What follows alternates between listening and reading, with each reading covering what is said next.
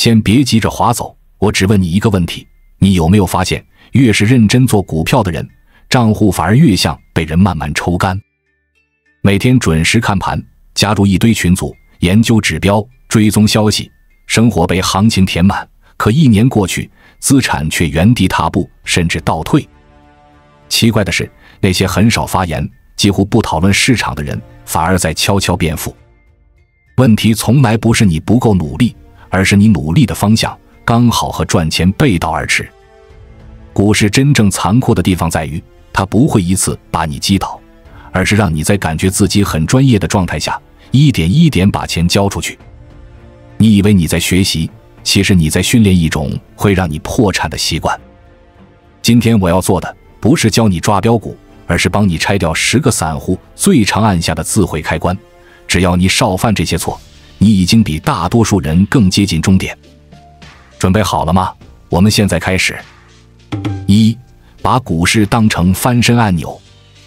很多人走進股市的第一天，其實心裡都藏着同一個念頭：我要快一點。不是快一點學習，而是快一點脫離現在的生活。你可能沒有說出口，但你的每一次追高，每一次重倉，每一次看着飆漲個股心跳加速，都是在對市場許願，希望這一次能讓人生換軌。於是你開始特別迷戀那種波動大的標的，因為穩定等於無聊，慢慢賺等於浪費時間。你想要的是那種一把就解決問題的感覺。問題是，當你把股市當成翻身按鈕，你就不再是投資者，而是參與一場你無法控制的賭局。你在乎的不再是公司賺不賺錢，而是明天會不會漲。你的判斷標準從商業邏輯退化成情緒雷達，只要它動得夠快，你就覺得它有希望。你不是在研究，而是在下注。市场最可怕的地方就在這裡，它會在一開始給你一點甜頭，讓你相信自己抓到節奏，讓你誤以為世界開始對你友善。你一贏就會自然提高風險，因為你會覺得這是能力的體現。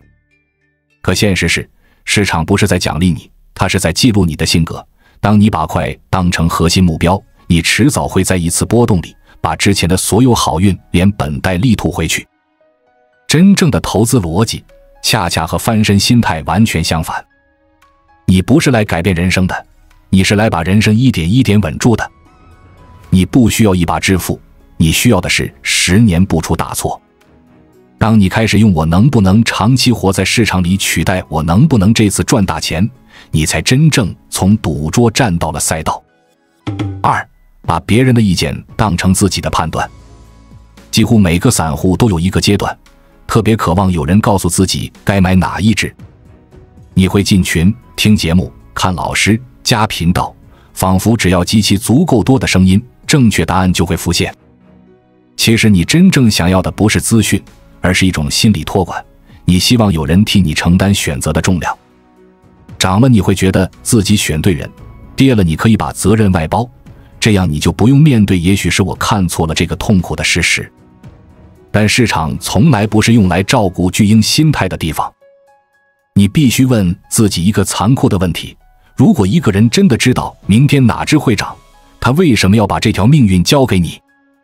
你看到的那些確定語氣、獲利截圖、信心滿滿的推介，大多數時候只是別人為了出貨而制造的安全感。你買到的不是機會，而是別人的下車位。你以為自己站在信息前沿，其實是站在最後一排。要走出這個陷阱，你必須建立一個不舒服的習慣，每一次買進前都要親手寫下你為什麼要買，而不是複製別人的理由。你要能夠說清楚，這家公司是靠什麼賺錢的，它的優勢在哪裡，它現在是便宜還是昂貴。如果你說不出口，只能說大家都在買，那你就不是在投資，你是在跟風。真正的成長不是找到一個厲害的老師，而是有一天你發現自己已經不需要任何人告訴你該怎麼做。3. 在情緒最滿的時候做決定。大多数人以為自己是在用腦袋買股票，其實是在用荷爾蒙。行情一漲，你的心跳跟着加速，你會開始幻想未來的自己，覺得這一次終於站對邊了。行情一跌，你的大腦立刻進入生存模式，所有畫面都變成再不走就完了。你不是在分析價格，而是在讀取恐懼和貪婪。最諷刺的是，你往往在情緒最劇烈的時刻做出最關鍵的決定，然後在冷靜下來以後，才發現自己親手制造了一次又一次的后悔。人類的大腦不是为了金融市場进化的，幾百萬年的演化告訴我們，危險就逃，資源就搶，這在原始社會能保命，在股市裡卻會要命。你越是盯盤，你的神經越容易被牽着走，你會把短期波動當成趨勢，把雜訊當成信號。於是你一會兒覺得自己抓到機會，一會兒又覺得世界要崩塌，賬戶就在這種來回拉扯中被一點點磨損。真正成熟的投資者不是意志力更強，而是更早就把決策權從情緒手中拿走。他们在市場還沒開之前就已經寫好所有計劃，什麼價位買，什麼條件賣，什麼情況下認錯。開盤之後，他們做的不是思考，而是執行。如果你發現自己常常在盤中改主意，那不是靈活，而是被情緒綁架。最有效的訓練不是看更多圖，而是減少看盤的時間，讓自己從市场的噪音裡抽身出來。4. 越跌越買，把加碼當成自救。當一檔股票下跌，你的第一反應往往不是檢查邏輯是否還成立，而是開始盤算，如果我再買一點，成本就會降下來。這個想法聽起來像精算，其實是一種心理自救。你不是在解決問題，而是在用行動掩蓋恐懼。因為只要你繼續買，你就可以暫時不用面對也許我看錯了這個事實。向下攤平之所以危險，是因為它把你的注意力從這家公司還值不值得擁有，轉移到我什麼時候能回本。一旦你開始用回本當目標，你就會為任何下跌找理由，把壞消息翻譯成機會，把趨勢反轉說成洗盤。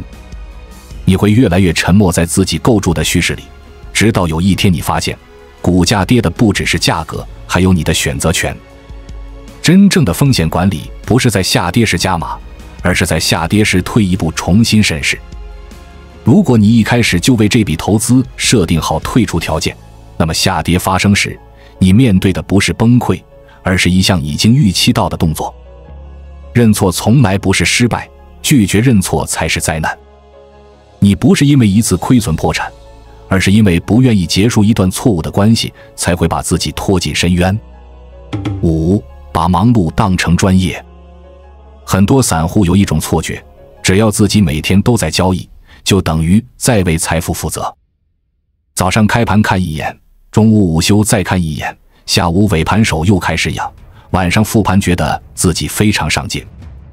可一年下來，他們最明顯的收穫不是利潤，而是疲憊。頻繁進出會制造一種虛假的掌控感，讓你覺得自己在場，在參與，在掌控命運，但實際上你在做的是把賬戶的主導權一點一點交給摩擦成本。每一次買賣，你都在向市場繳稅、手續費、交易稅、價差，這些小數點加起來就是你真正的對手。你需要賺的不是1-2個百分點，而是先補回這些隱形支出。更糟的是，決策次數越多，決策質量越差，你會在疲勞中做出本來不會做的選擇，把短期波動當成機會，把噪音當成訊號。你不是敗給行情，而是敗給自己的過勞。真正的投資更像獵人，不是工廠作業。獵人大部分時間都在等待，真正扣動扳機只有一瞬間。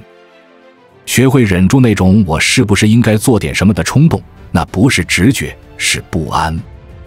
你越能接受空倉，越能忍受無聊，你的操作質量就越高。6. 用價格定義貴賤。這只才幾塊錢，很便宜。這句話是散戶最常用的自我安慰。你看着高價股心生畏懼，卻對低價股充滿幻想，好像只要它從10塊漲到20塊，你的人生就能翻頁。